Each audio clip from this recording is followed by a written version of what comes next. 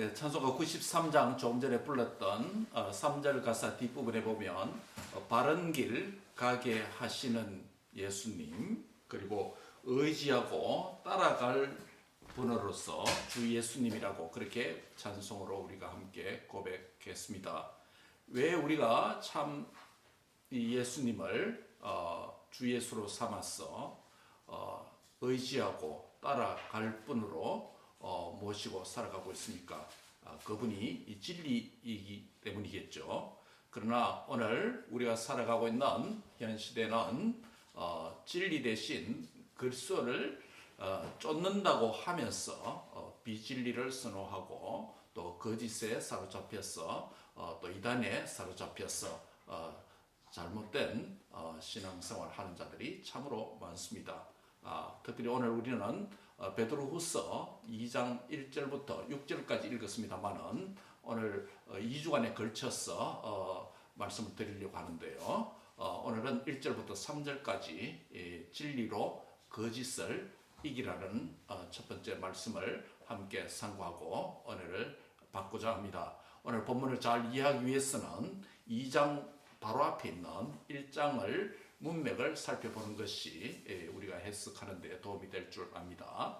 베드로후서 1장 19절에 보면 우리에게 더 확실한 무엇이 있습니까? 예, 확실한 예언이 있다라는 말씀을 했습니다. 그리고 이어서 1장 20절에 보면 날이 새어 샛별이 너희 마음에 떠오르기까지 너희가 이것을 주의하는 것이 옳으니라 라고 말했는데 이것이 무엇을 가리켰죠? 예, 샛별 대신 주 예수님의 초점을 맞추어서 이 더 확실한 예언인 구약 성경 말씀을 자세히 살피는 것이 유익하고 옳다라는 이야기겠죠. 그래서 1장 마지막 절에 보면 21절에 보면 이런 말씀이 있습니다. 같이 한번 읽을까요? 시작.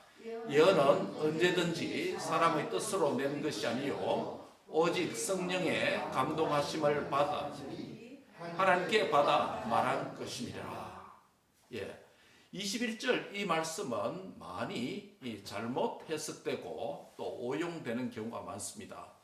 사사로이 해석하지 못한다라는 이런 내용이 들어와 있기 때문에 우리가 해석을 주저한다든지 그렇게 하면 안 되는 것이죠. 예, 잘못된 해석을 경계하는 것이지 바른 해석이 더욱더 필요하다. 그래서 성령의 감동하심을 받은 이 하나님의 말씀을 바로 해석해야 된다는 쪽으로 이해해야 된다는 말씀을 지난주에 드렸습니다. 본문 19절에 있는 이 말씀은 교회인 우리가 직접 체험하는 경험적이고 주관적인 어떤 체험보다 더 확실한 예언, 객관적인 기록된 이 구약 성경의 말씀이 있다라고 1세기 이 교회들을 향해서 사도 베드로가 그렇게 말씀을 했습니다. 계시 역사가 발전되고 그렇게 됨에 따라서 기록된 계시가 얼마나 중요하다는 것을 강조한 표현이라고 할 수 있겠습니다. 계시가 완전히 기록되기 전까지는 어떤 구약의 인물들은 꿈을 통해서 하나님을 계시를 보기도 했고 또 환상을 통해서 받기도 했고 또 직접 천사들이 나타나서 계시를 전달해 주기도 했습니다. 그러나 1세기 성도들에게 사도 베드로가 너희에게 아니 우리에게 더 확실한 예언이 있다라고 말하는 것은 바로 기록된 구약 성경 말씀을 가리키고 특별히 구약 성경 안에 더 확실한 예언으로서 구약 성경 안에 샛별이 있는데 그 샛별을 발견해야 된다라는 쪽으로 말씀을 했습니다.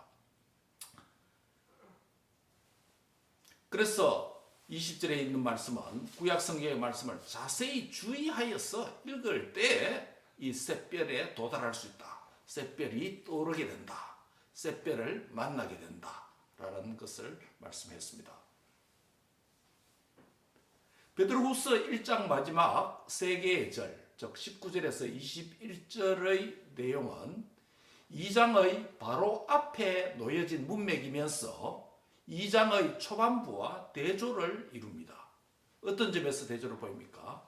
1장 마지막 3개의 절은 참 예언과 예언자, 참 예언자, 그리고 성경의 원저자이신 하나님을 강조했다면 2장의 첫 번째 세 구절, 즉 2장 1절부터 3절은 진리의 대적자로서 거짓 선지자들과 거짓 선생들을 언급하고 있습니다. 완전 다르죠?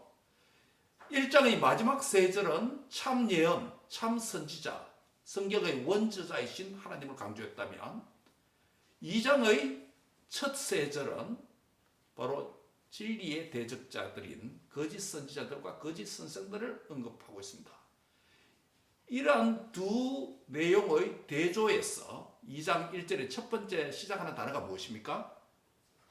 그래서 바로 역접의 접속사 그러나라는 접속사로 시작하는 이유가 바로 거기에 있습니다. 그런데 신약 교회인 우리에게는 1장 19절에 언급된 더 확실한 예언, 곧 무엇이었죠? 구약 성경, 이것보다 더 확실한, 더 확실한 성취의 말씀이 있습니다. 그게 무엇입니까? 신약 성경이죠. 신약 성경이죠. 1세기 교회 성도들에게는 이 신약 성경이 기록되지 않았습니다. 완전히. 그렇기 때문에 그들에게 더 확실한 예언이라고 할 때 그것은 무엇을 가리켰다고요? 구약 성경을 가리켰습니다. 그런데 이제 계시 역사가 2000년 더 지났어. 오늘 우리 시대에는 신약 성도들에게는 더 확실한 예언이 성취된 말씀인 뭐냐? 신약 성경까지도 갖고 있으니 얼마나 계시가 밝아졌고 얼마나 샛별이 분명하게 떠올랐고 얼마나 계시 역사가 충만한 가운데서 우리가 신앙생활을 하는 이 복을 누리고 있는지, 그리고 66권이 기록된 채로 우리 손에 읽을 수 있고 이것을 잘 해석할 수 있도록 성령의 조명하시는 영이 우리 바깥에 있는 것이 아니라 우리 안에 들어와서 우리를 진리 가운데로 진리의 선생으로서 그분께서 인도해 주시는 복과 은총을 저와 여러분이 받고 있는 줄 믿습니다. 그래서 이 계시의 풍성한 시대에 계시의 영이, 진리의 영이신 조명의 영이 우리 안에서 역사하고 있으니 샛별 대신 주 예수님이 저와 여러분 안에 풍성하게 밝게 떠오르는 것이 이 성경 말씀을 주신 삼위 하나님의 뜻과 계획인 줄 믿습니다. 그래서 오늘 이 읽은 2장 1절부터 6절까지는 두 부분으로 나누어서 생각할 수 있는데요. 전반부 1절부터 3절까지는 거짓 선생들이 출현할 것이다 된 부분이 강조되었고, 후반부 4절부터 6절까지는 다음 주에 상고할 말씀은 진리를 부인하는 그들에게 대한 하나님의 심판을 언급함으로 이 본문이 구성되어져 있습니다. 그래서 오늘 우리는 첫 번째 전반부에 있는 1절부터 3절까지 있는 거짓 선생들이 출현하는 이 시대에 거짓이 난무하는 세상에서 성도들이 살아가고 있다라는 점을 말씀을 하려고 합니다. 우리가 사는 이 세상은 거짓이 가득한 세상에 살고 있습니다. 물론 거짓말과 참말, 인간의 말과 거짓말도 있지만은 진리 대신 진리의 성경 말씀, 하나님의 말씀, 하나님의 계획과 뜻에 대한 말씀, 이것을 왜곡하고 남용하고 오용하고 잘못 해석하고, 그래서 진리를 적극적으로 또 소극적으로 부인하고 부정하는 이런 시대에 우리가 살아가고 있는 것이 신약교회 성도들이다라는 점을 보여주고 있습니다. 그래서 특별히 1절에 보면 거짓 선생의 등장과 활동에 대한 경고에 귀를 기울여야 된다라고 말씀을 하고 있습니다. 본문 1절입니다. 같이 한번 읽습니다. 시작. 그러나 백성 가운데 또한 거짓 선지자들이 일어났으나니 이와 같이 너희 중에도 거짓 선생들이 있으리라. 그들은 멸망하게 할 이단을 가만히 흘려들여 자기들을 사신 주를 부인하고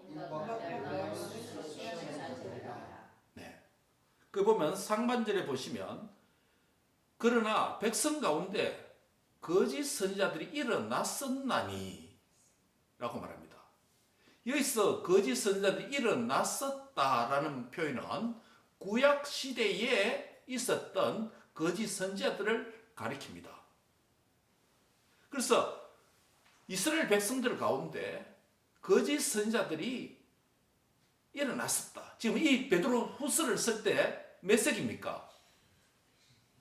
주후 1세기잖아요. 그렇죠? 주 1세기입니다. 그런데 1세기 신약 성도들에게 사도 베드로가 이 편지를 쓰면서 옛 조상들 시대에, 왕조 시대에 거짓 선지자들이 많이 일어났었다라는 그것을 먼저 상기시킵니다. 예를 들면 예레미야 시대 때 거짓 선지자들이 많았습니다. 엘리사 시대 때도 바알과 아세라를 따른 거짓 선지자들이 많았습니다. 근본적으로 그들은 이방 신을 섬기는 이방의 제사장들도 있었지만 그들이 이세벨을 통해서 이세벨이 신걸 때에 결혼하기 전에 섬겼던 그 신들을 가지고 왔어. 또 그 신들을 봉사하는 제사장들을 데려왔어. 거짓 우상에게 제사하고 예언 활동을 하고 종교 생활을 했습니다.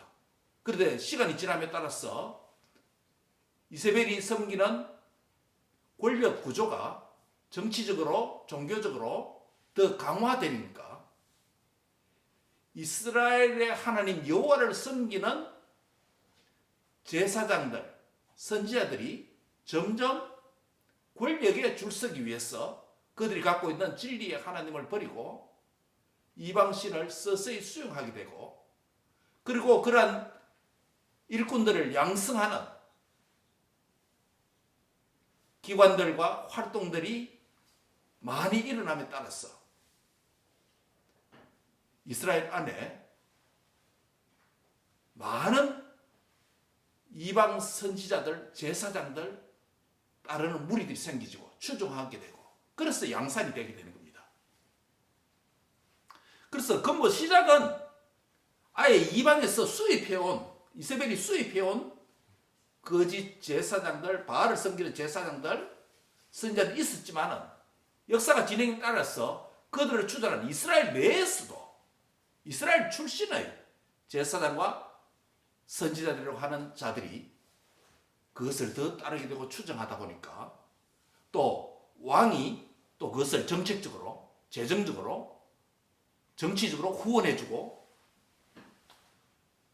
지원하다 보니 그 무리가 커지게 됩니다.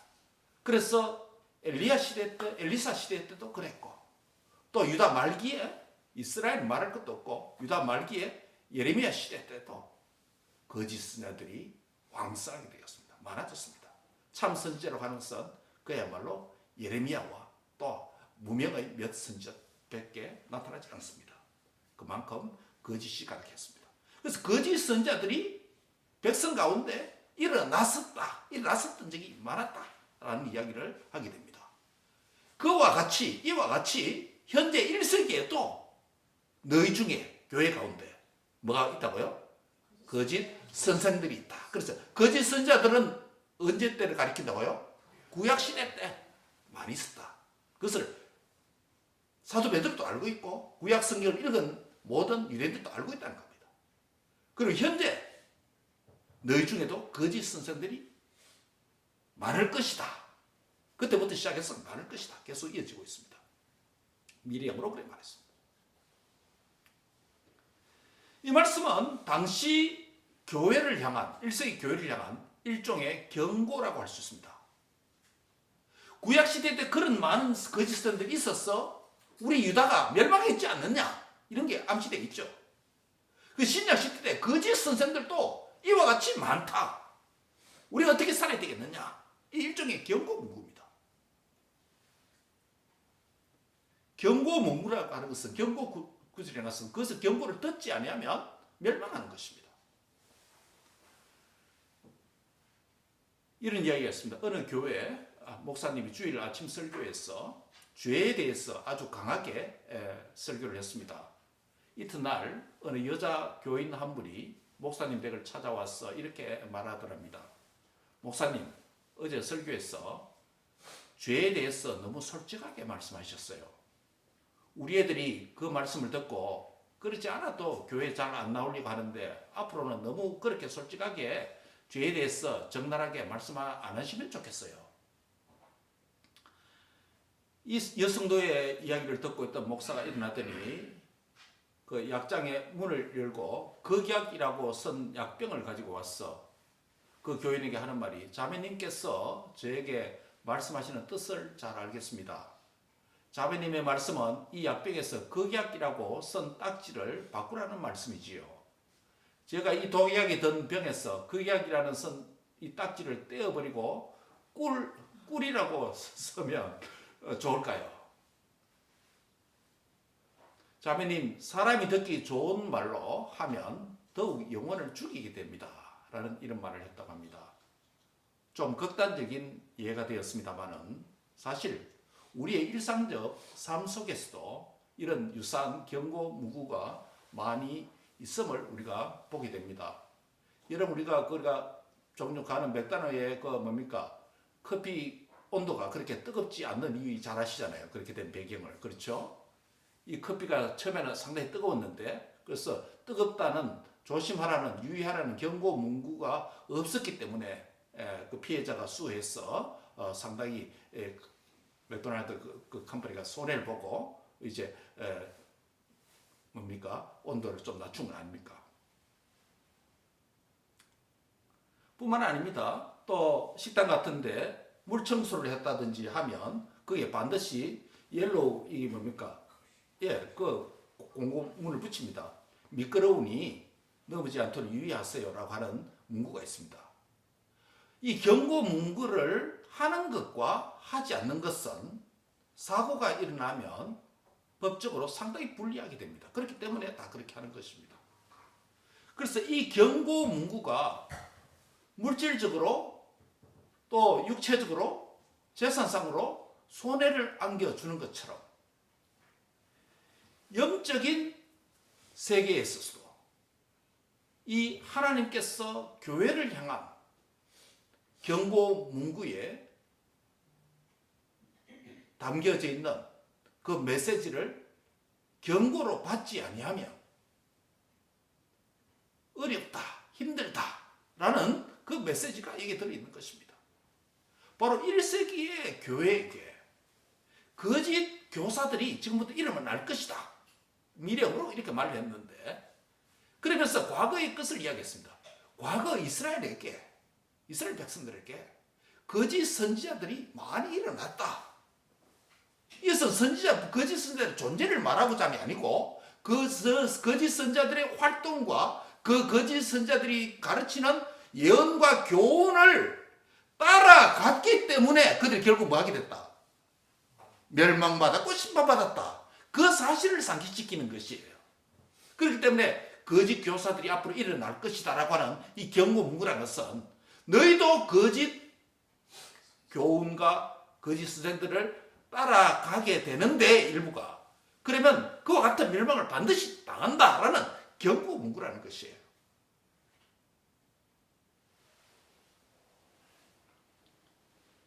그런데 이 거짓 교사들의 궁극적인 목적과 특징이 무엇이겠습니까? 그것은 1절 하반절을 보면 자기들을 사신 줄을 부인하는 것이다 라고 말합니다. 한마디로 말하면 자기를 죄와 사망과 사탄의 권세에서 하나님의 십자가의 은혜로 죄값으로 리디밍, 이 산 백성을, 구원한 백성을, 구원케 하신 그 주님을 부인하고 부정하는 것이다 라고 말씀을 하고 있습니다. 그래서 거짓 교사들의 활동과 그들의 교훈의 특징은 구원의 주를 부인하는 것이다. 부정하는 것이다. 이것이 궁극적인 목적이고 특징이다 라고 말씀을 하고 있습니다. 여기서 주를 부인한다는 것은 예수님을 가리킵니다. 예수님을 부인한다는 것입니다. 그래서 이 이단의 궁극적 특징은 결국은 예수님을 부정하는 것입니다. 예수님의 무엇을요? 예수님의 person, 그분의 신인 양성을 가지신 person, 인격을 부정합니다. 즉 예수님은 완벽한 사람이면서 완벽한 무엇이라고요? 하나님으로 오셨다라는 것입니다. 그래서 초기 이단들은 뭡니까? 예수님이 사람인 것을 부인하는 이단들도 있고 예수님을 하나님이라는 이 신성을 부인하는 이단들도 많았습니다. 신인 양성을 부정하는 것도 많습니다. 그래서 칼세톤 종교회의에서 초대교회가 신인 양성론을 정통 교리로 성경에 근거해서 세운 이유가 바로 거기에 있습니다. 즉 이단은 예수님을 부인하는 것이다. 즉 다른 예수관을 갖는 것이다 라는 의미가 됩니다. 예수님의 인성을 부인하거나 신성을 부인합니다. 예수님의 또한 성품을 부인할 뿐만 아니라 예수님의 사역을 부인하기도 합니다. 예수님은 어떤 사역이요? 대표적 구원 사역인 십자가의 죽으심을 부인하기도 하고, 예수님은 죽지 않았다. 피를 많이 흘리다 보니 기절했을 뿐이다. 이렇게 초기단들이 주장합니다. 또 예수님이 죽으실 뿐만 아니라 4일 만에 성경대로 부활하셨다는 것이 성경의 복음인데 예수님이 다시 사신 것이 아니라 제자들이 죽은 예수님을 얼마나 그리워하고 사모했으니까 그들에게 그냥 보였을 뿐이다. 가연설.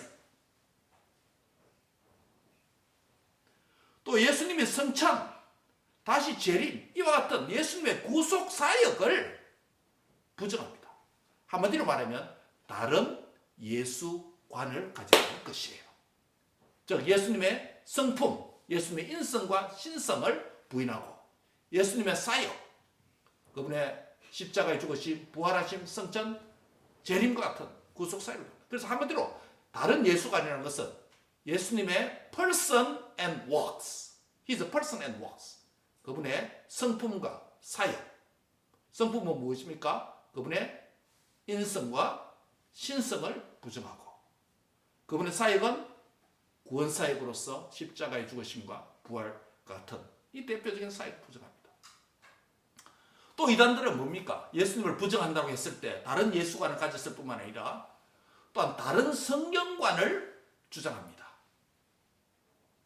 정통교회는 구약과 신약의 66권의 말씀을 하나님의 영감을 받은 사람들이 듣고 받은 바를 기록한 신앙과 생활에 정확무오한 하나님의 말씀으로 받아들이는 것이 정통교회의 성경관, 복음관이라고 합니다. 복음관으로 우리가 생각합니다. 그러나 이단들은 다른 성경관, 다른 복음을 주장합니다. 다른 복음을 주장합니다. 즉 성경 말씀 가운데서 일부를 제외시키거나 또 전부를 부정하거나 또 다른 구약과 신약 외에 다른 교리나 다른 가르침과 다른 경전을 거기에 추가 가미하는 것입니다. 대표적으로 누굽니까? 몰몬, 그렇죠? 모로라이가 발견한 그 경전을 포함합니다. 그래서 이단들의 궁극적인 목적은 뭐냐면 주를 부인하는 것, 예수님을 부인하는 것인데 예수님을 부인하는데 더 구체적으로 말하면 예수관, 다른 예수관을 가진다. 그럼 또 하나는요, 다른 성경관을 가진다. 마지막으로 하나는 성경에 대한 다른 해석관을 가진다 라고 말했습니다. 우리가 정통적으로 바른 해석을 위해서 지난주에 말씀을 드린 것이 있죠. 성경을 어떻게 해석해야 된다 했죠? 세 가지. 첫 번째로 문맥을 따라서 말귀, 글귀를 알아들여야 된다. 문학적 해석을 해야 된다 했습니다. 그렇죠? 문맥을 안 읽고 어떤 특정 구절 내가 좋아하니까 이 구절이 이렇다라고 말하는 것은 그 해석을 벗어나는 것입니다. 성경을 읽을 때 여러분께서 차근차근 읽어야 되는 이유가, 성경을 다독을 하고 정독을 하면서도 차근차근 순서를 따라 읽어야 되는 이유가 그 흘러오는 문맥이 있습니다. 그래야 그 문맥 안에서 무슨 뜻이었는가라는 것을 생각이 됩니다. 문학적 해석이 됩니다. 성경이 글로 기록되어 있기 때문에 그렇습니다. 물론 그 글은 영감으로 기록된 성경이죠. 예. 문학적 해석입니다. 문학적 해석을 하는 가장 첫 번째 원리가 뭐라고요? 문맥을 따라서 해석하라라는 것입니다. 첫 번째 문학적 해석이라면 두 번째 성경 해석에서 두 번째는 무슨 해석이 하라 했죠? 예, 역사적 해석을 해야 된다. 이 성경 구절이 어떤 당시의 역사적 배경과 문화적 배경과 정치적 배경 안에서 기록되었는가라는 것입니다. 역사적 문맥을 따져라는 겁니다. 오늘 이 본문도 뭡니까? 1세기에 당시의 문맥 안에서, 그리고 구약의 문맥을 생각하면서 지금 본문을 쓰잖아요. 세 번째는 뭐라고 그랬죠? 예, 구약과 신약 66권의 성경에서는 하나님의 일관된 메시지가 있다는 겁니다. 일관된 메시지, 그게 뭡니까? 그게 신학이에요. 신학이라는 단어가 어려운지 모르겠지만 일관된 하나님 메시지가 신학이라고 생각됩니다. 그 일관된 메시지의 하나의 대표적 초점이 뭡니까? 샛별이신 예수님이라는 것이죠. 그래, 구약은 오실 예수님, 신약은 예, 구약에서 예언된 그 오신 예수님에 대한 말씀 아닙니까? 다시 요약을 합니다. 이단들의 대표적인 거짓 교사들의 가르침의 대표적 특징은 뭐냐면 주를 부인하는 것입니다. 주를 부인한다고 했을 때 예수님을 부인한다는 것입니다. 예수님을 부인하는 방법이 다양하게 있습니다. 다른 예수관을 가짐으로 부인하고, 다른 복음관, 다른 성경관을 가짐을 통해서요. 다른 해석관, 다른 잘못된 해석을 통해서. 그러나 저와 여러분은 문맥에 근거한 문학적 해석을 하고, 역사적 문맥을 따져서 역사적 해석하고, 그리고 구약과 신약의 일관된 하나님의 메시지인 그 신학적 해석을 통해서 오늘 저와 여러분에게 적용돼야 되는 말씀인 줄 믿습니다. 2절에 보면 강한 전염성이 있는 이단의 가르침을 경계해야 된다고 말씀합니다. 2절 같이 한번 읽습니다. 시작. 여럿이 그들의 호색하는 것을 따르리니 이로 말미암아 진리의 도가 비방을 받을 것이요. 예. 여기 보면 여럿이 그들의 호색하는 것을 따른다. 즉 많은 사람들이, 이단들의 거짓 교사들이 호색하는 것을 따른다. 따르는 추종자들이 적답니까? 많답니까? 많다는 거예요. 많다는 거예요. 여기서 거짓 교사들을 무엇을 표현했냐면 호색하는 것이다. 이 호색하는 것을 그들의 최고의 가치로 표현해 놨습니다. 호색이란 무슨 뜻일까요? 육체적인 정욕, 방탕함, 부도덕함을 의미합니다. 문자적으로. 그런데 여기서 호색은 이러한 성적인 부도덕한 죄악도 포함하지만은 진리의 순결을 상실해서 하나님 앞에 영적인 간음자가 된 것까지 포함한다고 할 수 있습니다. 육체적인 정욕의 죄뿐만 아니라 진리 대신 하나님을 버리고 다른 것을 숭배하고 섬기는 영적인, 다른 것을 하나님으로 삼고 하나님의 가르침으로, 말씀으로 삼는 영적인 간음자까지도 포함하는 것이 호색이다라고 할 수 있습니다. 그래서 거짓 교사들이 가르치는 것은 다른 사람에게 심각한 그들의 호색하는 것이 다른 사람에게 아주 깊은 나쁜 영향을 준다라고 말합니다. 그것도 한두 사람이 아니라 그것을 다른 사람이 얼마나 많다고요? 아주 많다. 추종자들이 많다. 많은 사람이 거짓 교사들의 잘못된 가르침으로 인해서 육체적 정욕과 방탕함과 부도덕함을 추구하도록 만들고 영적으로 예수님을 부인하게 되고 하나님부터 멀어지는 영적인 간음자가 되도록 만듭니다. 그런데 거짓 교사들이 그들이 정체성과 그들의 목적을 가지고 처음부터 그것을 밝히 드러낼까요? 안 드러낼까요? 안 드러냈죠. 우리는 호색하는 자들이다. 우리는 영적인 부도덕함을 가진 자다.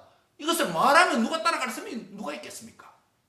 그런데 그것을 따르는 자들이 여럿이 많다고 말하는 것이에요. 많다는 것이에요. 이 말은 많은 사람들이 거기에 따라갔고 미혹됐다는 것이에요. 미혹되기 시작할 때에 처음부터 그들의 정체성을 밝혔다, 안 밝혔다? 안 밝힙니다. 안 밝힙니다. 처음에는 귀에 솔깃하고 귀에 달콤한 소리로 들려주면서 그 믿기에 미혹되도록 합니다. 시간이 서서히 지나면 그들의 정체성이 호색하는 것이고 부도덕이 나타나기 시작합니다. 그때는 그것을 알게 된 때는 이미 벗어나기 힘든 상황이 됩니다. 오늘 이단들이 전략이 다 그렇습니다. 다 그렇습니다. 진리를 벗어나서 영적인 간음자가 되어서 진리의 하나님을 부정하고 부인하는 엄청난 죄를 짓게 되는 것입니다. 그런데 거짓 교사들과 거짓 교사들이 가르치는 거짓 교훈들과 그 무리인 이단들의 빠지는 자가 우리 시대에 왜 이토록 많을까요? 이게 1세기도 많았습니다. 1세기도 많고 21세기를 살고 있는 우리에게도 진짜 많습니다. 여러분 한번 생각해 보세요. 이단들 따라가면 야, 저 사람 좀 어리석어서 따라가겠지. 저 사람 뭐가 좀 기독교에 대해서 잘 모르기 때문에 따라가지. 배운 것이 없어서 따라가지. 아닙니다. 이단들이 빠진 사람 보면요. 사회적으로 엘리트들이 많습니다. 많습니다. 그런데 왜 이단에 빠지는 자가 이토록 인류 역사에서 많을까요?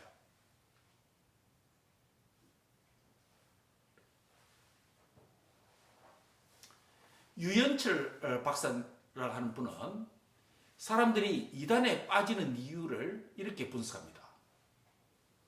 심리적인 문제 때문이다 라고 한 답을 내놓습니다. 무슨 말이냐면요. 사람이 가장 사랑받아야 할 시기에 적절한 공급과 지지를 인정을 받지 못한 사람들이 그 공허감을 채우기 위해서 자기 방어 기제의 하나가 이단과 같은 그런 종교 현상에 중독되어 빠지는 현상으로 그렇게 분석을 합니다. 뿐만 아니라 시련과 고난 가운데서 자기가 추구해오던 하나의 목적과 고울이 사라지고 목표가 무너지는 공허한 상태에 빠지게 될 때 또한 이단과 같은 그런 중독에 빠지는 현상도 있을 수 있습니다. 이런 분석은 이단에 빠지는 자가 사회적으로 지성인이든지 그렇지 않은 자든지 누구든지 과거에 겪었던 심리적인 문제나 현재의 인생의 실패나 시련을 통해서 겪는 심리적 공허 상태 안에서 어떤 기회가 있을 때 그 이단에 솔깃하게 빠지게 되고 그것을 채우기 위해서 더 깊이 침잠하게 되고 먹히게 된다라는 분석입니다. 또 다른 한 분석은 대전신대의 허오익 교수는 이단이 발생하고 성장하는 이유가 이단이 이토록 많이 생겨나고 이단이 이토록 많이 잘 쉽게 사람들이 빠지게 되는 이유가 뭔가 성경적으로 영적으로 몇 가지 이유를 분석을 했습니다. 뭐 이것은 저와 비슷한 생각을 가지는데요. 첫 번째로 보면 다 성경적인 이야기입니다. 첫째는 속이는 사람과 속는 사람이 있기 때문이다. 예, 이것은 구약시대뿐만 아니라 예수님 당시와 지금 시대도 마태복음 24장 11절에 보면 많은 거짓 선지자들이 일어난다 라는 말씀에 근거해서 그렇습니다. 거짓 선지자들이 일어난다는 무엇입니까? 거짓, 속이려고 일어나는 것이죠. 두 번째는 고린도후서 11장 4절 말씀에 근거해서 이단들이 광명한 천사의 모습으로 가장하기 때문에 사람들이 많이 넘어진다라는 겁니다. 예, 이건 저도 이야기했죠. 광명한 천사의 전략. 나 여기 있다라고 대담한 전략도 있지만은 나 여기 없다라고 하면서 나타나기도 하고 또 가장해서 광명한 천사의 모습으로 나타나기 때문에 넘어지는 자가 많다.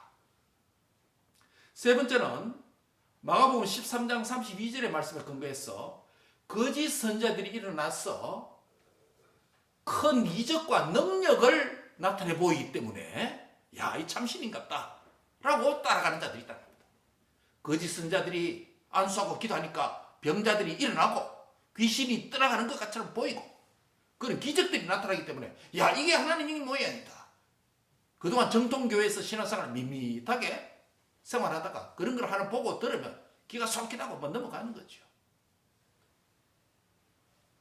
네 번째는 마태복음 9장 36절의 말씀에 근거해서 목자 없는 양과 같이 유리하는 무리들이 많기 때문이다 라고 이 목사님은 분석합니다. 사회적으로나 개인적으로 불안과 절망에 빠져 있거나 제도적인 기성교회로부터 개인적인 안정감이나 종교적 욕구, 친밀한 소속감을 얻지 못하는 경우에 이단에 쉽게 빠지게 됩니다. 제가 한국에서 목회할 때 이런 경우 하나 있습니다. 신천지에 빠진 우리 모 성도의 어머니가 있습니다. 기존 정통교회에서 성경에 대한 바른 가르침을 자기가 욕구하는 만큼 받지 못했을 때 그분은 굉장히 진리에 대한 탐구, 성경을 공부하고 싶은 이런 마음들이 많습니다. 그 어머니는. 남편은 대학 교수 직원이었는데. 근데 기존 정통교회에서 그 욕구를 채워주지 못하는 거예요. 그러니까 밖에서 성경 속기단 하나 가지고 딱 이야기하니까 딱 먹히는 거예요. 그래서 거기서 배우다 보니까 우리 기존 교회에서 듣지 못한 이야기인데 그 점점 심취하게 됩니다. 그 1년, 2년 되겠어. 아주 전문 과정까지 들어가 버렸습니다. 그 어머니 빼내려고 우리 교회가 아주 힘을 써서 빼낸 적이 있습니다. 그 몸빨을 마지막 그 뭡니까? 육체 포기 각서까지 씁니다. 신천지요. 그 단계까지는요. 그래서 함부로 가족도 못 배웁니다. 법에 걸립니다. 그래서 그 어머니를 빼내서 교육시켜서 빼낸 경우가 있습니다.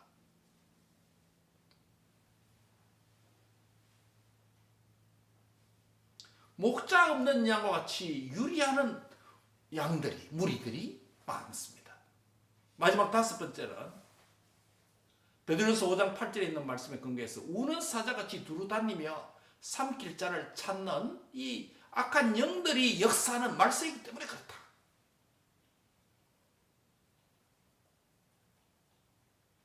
요약하면 이것입니다. 한마디로 말하면 목자 없는 양과 같이 방황하는 자가 많고 우는 사자와 같이 두루 삼킬 자를 찾는 이 사탄이 속이는 광명한 천사로 가정했어. 미혹하고 유혹해서 거짓 교사들과 이단에 빠뜨리도록 하는 역사가 있는 영적 전쟁이다. 그래서 생각지 못한 사이에 저 사람도 이단에 빠졌구나. 이렇게 많은 사람들이 이단에 빠졌구나 라는 것을 우리가 그 현상을 보게 되는 것이죠. 사랑하는 성도 여러분, 거짓 교사들의 전략을 의도를 바로 파악해야 됩니다. 그것이 3절에 있습니다. 3절 다 같이 읽습니다. 시작. 그들이 탐심으로써 지어낸 말을 가지고 너희로 이득을 삼으니 그들의 심판은 옛적부터 지체하지 아니하며 그들의 멸망은 잠들지 아니하느니라. 그들이 시작이 무엇입니까? 탐심이에요. 탐심입니다. 어떤 이단이든지 다 거기는 교주의, 교단에 탐심이 들어있습니다. 물질적 탐심, 영적인 탐심, 성적인 탐심, 그 다 들어있습니다. 그 탐심을 채우고자 기존 교리, 기존 성경으로 안 되니 뭘 한다고요?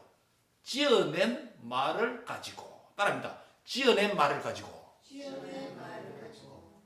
1장 16절에서는 그것을 뭐라고 했습니까? 교묘히 만든 이야기. 성경을 바로 해석하고 바로 적용하면 탐심이 들어올 개입할 자리가 없어요. 성경을 바로 진리 위에 서면 탐심을 가르칠 교훈이 거기는 없어요. 듣는 자도 마찬가지입니다. 피교육자도 마찬가지입니다. 진리 위에 바로 서 있으면 탐심을 요청한다 할지라도 부정합니다. 그런데 그게 없으니 지어낸 말, 자신의 교리, 거기에 맞는 교리를 만드는 거예요. 조작하는 거예요. 진리를 조작하는 것입니다. 그래서 이단이라는 한자 뜻이 뭡니까? 달을 이자, 끝단자. 처음은 똑같은데 끝부분에, 꼬리 부분에 달랐다. 그게 바로 지어낸 말을 붙인 겁니다. 지어낸 말을 붙인 이유가 뭐라고요? 탐심입니다. 그 탐심을 채우기 위한 것입니다. 그들에 대한 심각한 결과가 있습니다. 그들의 심판은 뭐라고 했습니까? 옛적부터 지체하지 아니한다. 이게 무슨 말입니까? 옛적부터 구약에 아까 누가 있었죠? 거짓 선지자들을 등장했다. 여기 나옵니다. 옛적부터 옛적에 있었던 그 거짓 선지자들도 모두가 예외 없이 지체 없이 모두가 어떻게 됐다? 심판받고 멸망되었다. 그들의 멸망, 그 거짓 선지자들의 멸망은 잠들지 아니한다. 은유적으로 표현해놨는데요. 잠들지 아니한다는 말은 무슨 말입니까? 깨어있다, 유효하다는 거예요. 구약 선지자, 거짓 선지자들이 나타나서 거짓 예언을 하고 많은 백성들이 그것을 따라가게 했고, 그래서 따라간 자들도 멸망시켰고 거짓 선지자도 멸망을 당하고, 그 역사가 지금도 잠들지 아니하고 신약 시대를 살고 있는 우리 시대에 일어난 거짓 교사들과 거짓 교사들이 가르치는 거짓 교훈에 따르는 자들도 동일한 멸망당할 수 있다라고 지금 경고를 하는 거예요. 그래서 이단의 시작은, 또 추종하는 자들은 시작은 못 느꼈는지 모르지만 이단의 내면적 동기는 시작은 탐심으로, 탐욕으로 시작했다가 그 결과는 뭐라고요? 멸망으로 끝이 난다는 것이 이단의 시작과 끝입니다. 이 정체를 1세기 성도인 너희는 바로 알아야 된다라고 사도 베드로가 말한 거예요. 1세기 성도뿐만 아니라 오고는 모든 신약의 성도들이 구약 시대에 39권 안에 있었던 거짓 선자들이 일어났고, 수많은 거짓 선자들이 거짓 예언을 했고, 거짓 예언의 평화 귀에 속기다는 소식을 듣고 따라갔다가 그들도 멸망하고 따라가던 자들도 멸망했다. 그것이 고전으로, 클래식으로, 메모리로, 추억으로 끝나지 않았고, 그것이 잠들지 않고 1세기, 2세기, 21세기 살아오는 우리에게도 still 유효하다라는 메시지를 우리에게 주는 것입니다. 말씀을 맺습니다. 이단의 시작과 과정과 끝이 어떻습니까? 이단의 목적과 동기가 무엇입니까? 그 결과가 무엇입니까? 이 경고의 말씀을 듣는 우리는 어떻게 살아야 합니까? 결론입니다. 우리는 적극적으로 진리를 바로 알고 바로 배우고 진리의 말씀대로 순종하며 살아가야 될 진리의 백성인 줄 믿습니다. 진리의 말씀을 입술의 말로 귀로 듣는 것으로 그치지 말고 진리가 충만해서 진리를 행하는 자로 살아야 되는 줄 믿습니다. 진리의 영이신 성령님으로 충만하여야 됩니다. 내 자신이 진리를 행하는 힘은 약하고 진리를 깨닫는 정도도 약하오니 진리의 성령님으로 충만해서 진리의 말씀으로 주신 66권의 성경을 내 마음속에 샛별이 떠오르기까지, 예수님이 클리어하게 나타나기까지 진리를 배우고 깨달아야 되는 줄 믿습니다. 그리고 그 말씀을 내 삶 속에, 거짓이 많은 이 세상 속에서 거짓에 동화되지 말고 Do not be identified with the false world. 이 거짓 세상에 동화되지 말고 거짓 속에서, 어둠 속에서 샛별이 빛나듯이 거짓의 어둠의 세상 속에서 밝은 진리의 빛을 반짝반짝 비추는 빛의 자녀들이 되시기를 주의 이름으로 축복합니다. 그것이 진리로 거짓을 이기는 삶인 줄 믿습니다. 기도하겠습니다. 하나님 감사합니다. 멸망케 하는 이단이 가만히 들어와서 주의 백성들을 미혹해서 멸망으로 이끄는 이런 역사가 1세기 교회 이래로 신약 교회 오고는 마지막 주님 오실 때까지 계속된다라고 말씀을 했습니다. 이런 때 우리의 눈을 열어 주옵소서. 우리의 어두운 마음의 영안을 열어 주시옵소서. 그래서 진리의 성령의 충만함을 받게 해 주옵소서. 진리의 빛을 우리 마음에 비추어 주셔서 기록된 66권의 말씀을 감사히 받고 이 말씀을 문맥적으로 또 역사적으로 신학적으로 잘 해석하고 적용해서 내 마음속에 내 삶 속에 우리 가정 안에 우리 교회 안에 샛별 대신 예수님이 밝게 빛나는 역사가 있도록 주님 인도해 주시옵소서. 어둠을 진리로 이기해 주시고 빛으로 이기는 성도들 되도록 역사해 주시옵소서. 어둠이 많습니다. 비진리가 많습니다. 거짓이 많습니다. 진리로 구원받은 백성답게 진리로 거짓을 어둠을 이기는 자들 되도록 주여 붙잡아 주시옵소서. 감사하고 예수님의 이름으로 기도합니다. 아멘.